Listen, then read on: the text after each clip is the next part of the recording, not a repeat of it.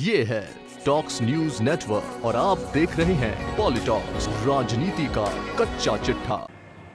राजस्थान के आदरणीय मुख्यमंत्री, सभी मंत्रीगण और कांग्रेस के पदाधिकारी सवेरे उठते ही केंद्र सरकार को एक चार्जशीट थमा देते हैं।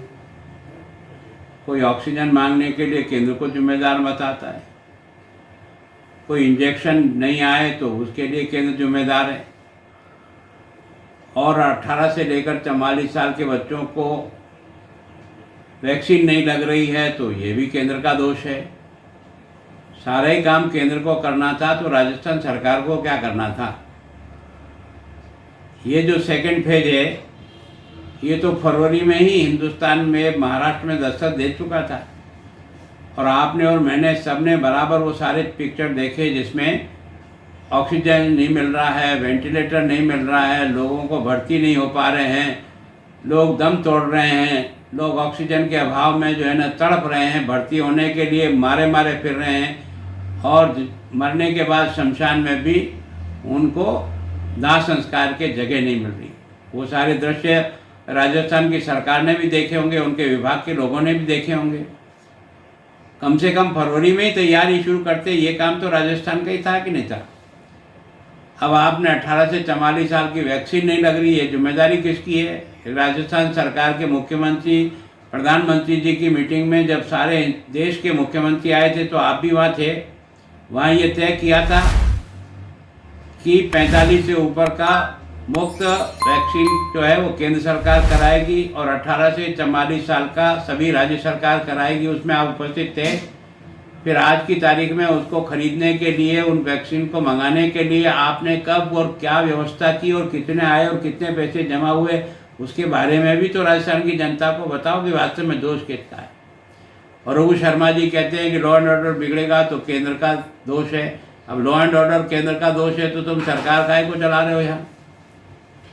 आज आपने देखा होगा कि शांतिलाल जी धारीवाल ने अपने विभाग की 105 स्थानों पर ऑक्सीजन प्लांट लगाने की बात कही, बहुत धन्यवाद उनको।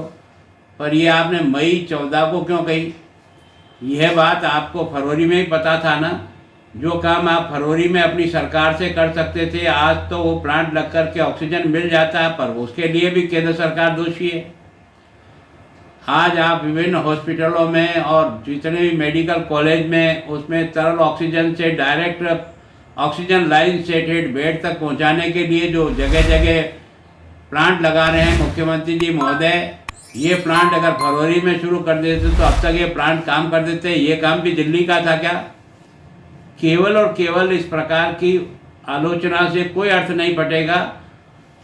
वास्तव में कोरोना का सेकेंड फेज गाँवों के अंदर दस्तक दे चुका है और गाँवों में त्राही त्राही हो रही है।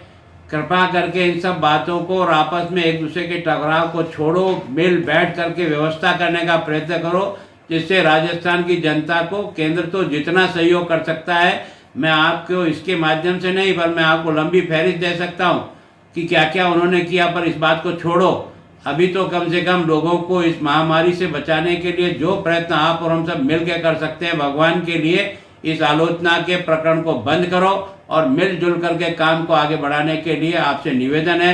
अगर मानो तो आपकी इच्छा, न मानो तो आपकी इच्छा। ये है टॉक्स न्यूज नेटवर्क और आप देख रहे हैं पॉलिटॉक्स, राजनीति का कच्चा चिट्ठा।